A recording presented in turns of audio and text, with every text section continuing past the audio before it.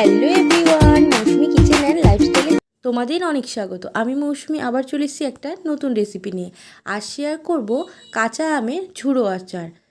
তো এই কাঁচা আমের ঝুড়ো আচার বানানোর জন্য আমাদের মেন ইনগ্রেডিয়েন্টস লাগবে কাঁচা আম। তো দেখো আমি এখানে 4টে কাঁচা আম নিয়ে নিয়েছি। এরপর কাঁচা আমগুলোকে ভালো করে ধুয়ে চোচা ছাড়িয়ে নিয়েছি। এরপর আমগুলোকে যেমনভাবে আমরা আলু ভাজি ঠিক সেইভাবে একটু কুচি কুচি করে কেটে নিয়েছি। তো দেখো আমগুলোকে ধুয়েও নিয়েছি। এরপর আমের মধ্যে কিছুটা পরিমাণ নুন দিয়ে দিলাম, আর দিয়ে দিলাম পরিমাণ মতো চিনি। এটা তোমরা আমের স্বাদটা দেখে চিনিটা দেবে। যদি আমটা বেশি টক হয় সেই পরিমাণ বুঝে তোমরা চিনিটা দেবে।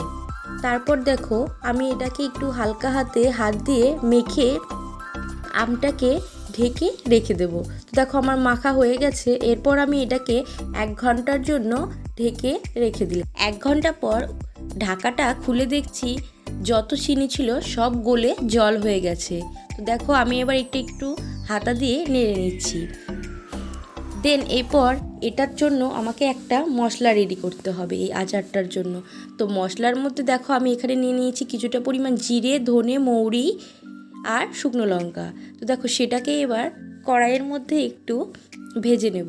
তো দেখো শুকনো লঙ্কাগুলোকে কড়াইয়ের মধ্যে একটু হালকা ভেজে নিলাম। দেন এরপর আস্তে আস্তে জিরে, ধনে এইসব সবগুলোর মিশ্রণ এর মধ্যে মিশিয়ে সেটাকেও হালকা হাতে একটু নেড়ে চেড়ে ভেজে নিলাম কাঠখোলাতে। তো আমার ভাজা প্রায় কমপ্লিট হয়ে গেছে। এরপর এটাকে নামিয়ে নিলাম। নামিয়ে এটাকে কিছু সময়ের জন্য একটু ঠান্ডা হতে দিলাম।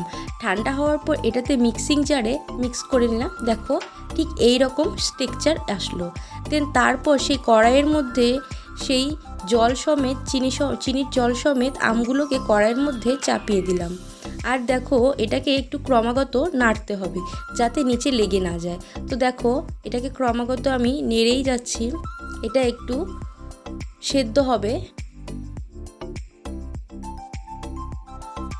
তো দেখো আমি আমগুলোকে ক্রমাগত নেড়েই যাচ্ছি। ঠিক এই পর্যায়ে আমি এর মধ্যে দিয়ে দেব খুব সামান্য একটু হলুদ গুঁড়ো, দিয়ে সেটাকে আবার একটু হালকা হাতে নেড়ে চেড়ে নেব। আর যে রসটা ছিল সেই রসটা দেখো ধীরে ধীরে শুকিয়ে যাচ্ছে। আর এর মধ্যে আমি অ্যাড করেছিলাম খুব সামান্য একটু লঙ্কা গুঁড়ো যাতে কালারটা ভালো হয়। দেন দেখো আমাদের কালারটা আস্তে আস্তে চেঞ্জ হয়ে যাচ্ছে। আর দেখো জলও অনেকটা শুকিয়ে এসছে। ঠিক এই পর্যায়ে যে ভেজে রাখা মশলার গুঁড়োটাকে আমি করে নিয়েছিলাম সেই মশলার গুঁড়োটাকে আমি এর মধ্যে অ্যাড করে দিলাম। অ্যাড করে এটাকে একটু ক্রমাগত নেড়ে চেড়ে নিতে হবে। নেড়ে চেড়ে দেখছি দেখো আমার চিনির যে রসটা রয়েছে সেটা অনেকটাই প্রায় শুকিয়ে আঠা আঠা হয়ে গেছে।